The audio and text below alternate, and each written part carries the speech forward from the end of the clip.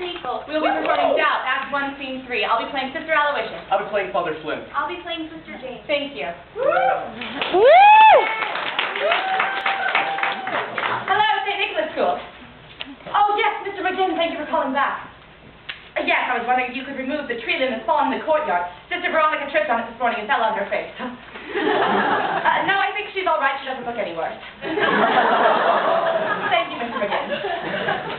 Good morning, Sister Aloysious. How are you today? Good morning, Father Flynn. Oh, well? ready for me. Oh, we're just short Sister Jane.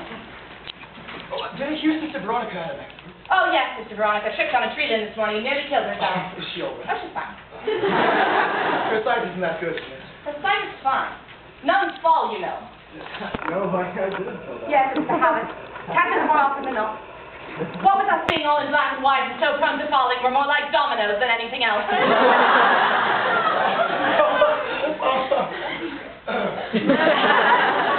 half the time. Not at all. Sister Aloysious and I were just having a nice chat. Good morning, Father Flynn, sister.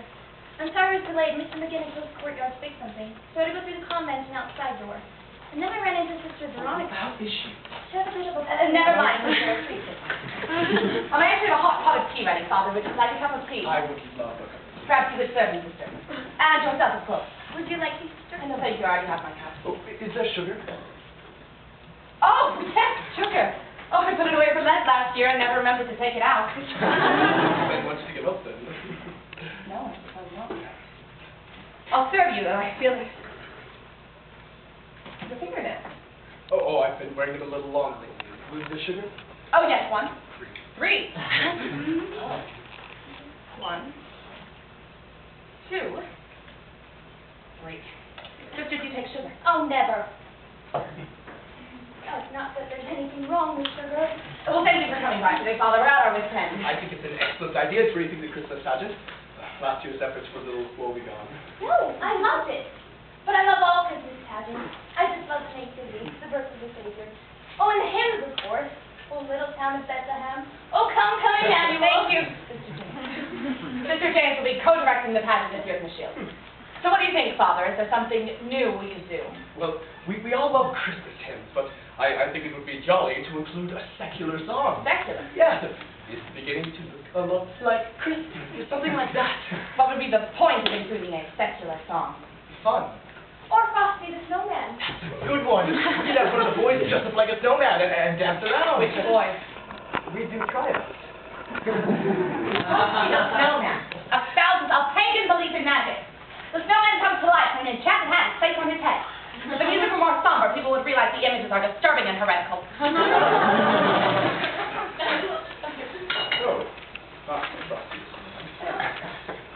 Beginning to look a lot like Christmas. At least fine. Because the parents would like it. May I ask what you wrote down? Is that ballpoint pen? Oh, nothing. An idea for a sermon. How about just now? I get them all the time. That's what I forget them until I write them down. What was the idea? Intolerance.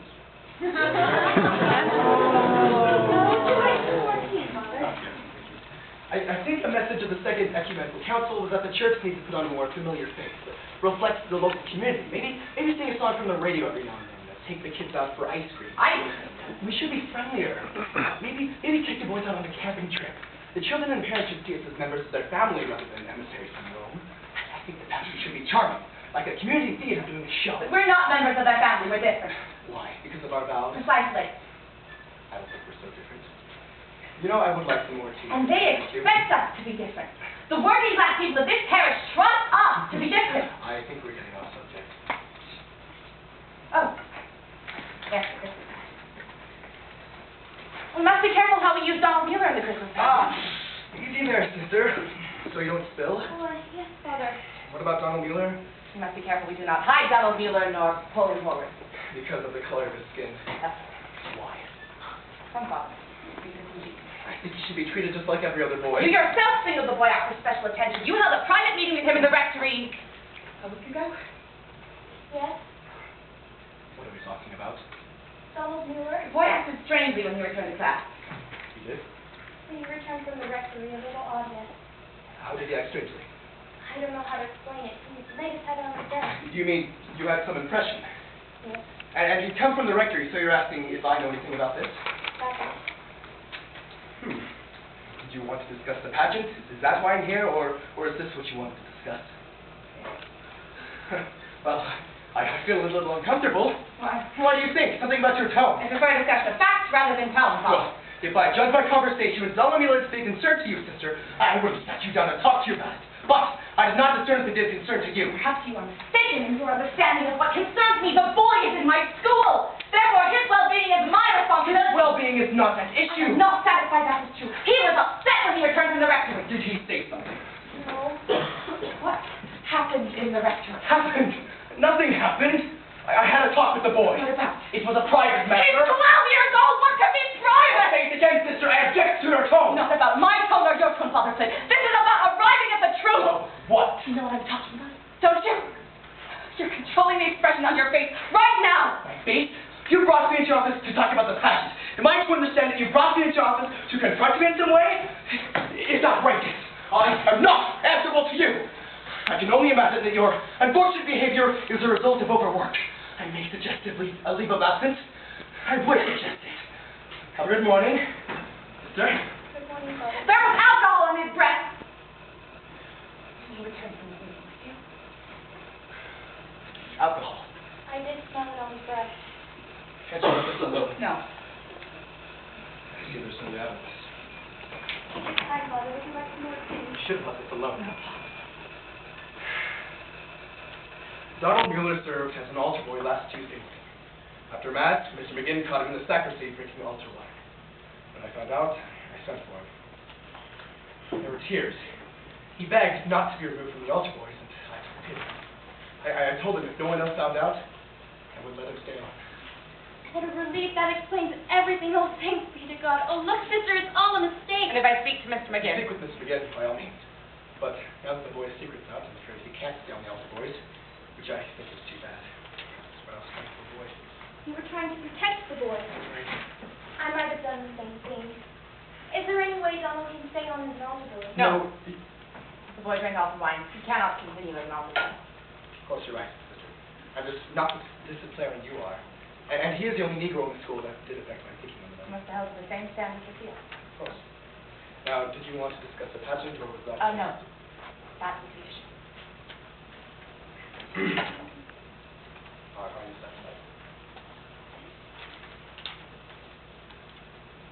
Yes.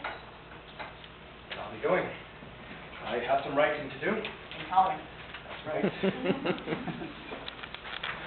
I am not pleased with how you handled this, sister. Next time you are troubled by dark ideas, I suggest you speak with the Monsignor. Oh, what a relief. He clearly does. Oh, you believe him? Of course. Isn't it more that it's easier to believe? But we can corroborate his story with Mr. McGinn. Oh, yes. These types of people are clever. They're not so easily undone. Well, I'm convinced. You're not. You just want things resolved so you can have your simplicity back. I want no further part of it. I'll bring him down. With or without your help. How can you be so sure he's lying? Experience. You just don't like him. You don't like the fact that he uses a ballpoint pen, or that he likes 3 lumps of sugar in his tea, or that he likes Frosty the Snowman. And you're letting that convince you of something terrible. Just terrible. Well, I like Frosty the Snowman. And I wish his school weren't run like a prison. And I think it's a good thing that I love to teach history and that I might inspire my students to love it too. And if you take that to mean I'm not fit to be a teacher, then so be it! Sit down. In ancient Sparta, important matters were decided by who shouted loudest. Fortunately, we are not in ancient Sparta. Now, do you honestly find the students in this school to be treated like inmates in some prison? No, I don't. By and large, they seem to be fairly happy, but they're all uniformly terrified of you. Yes. That's how it works. Sit there.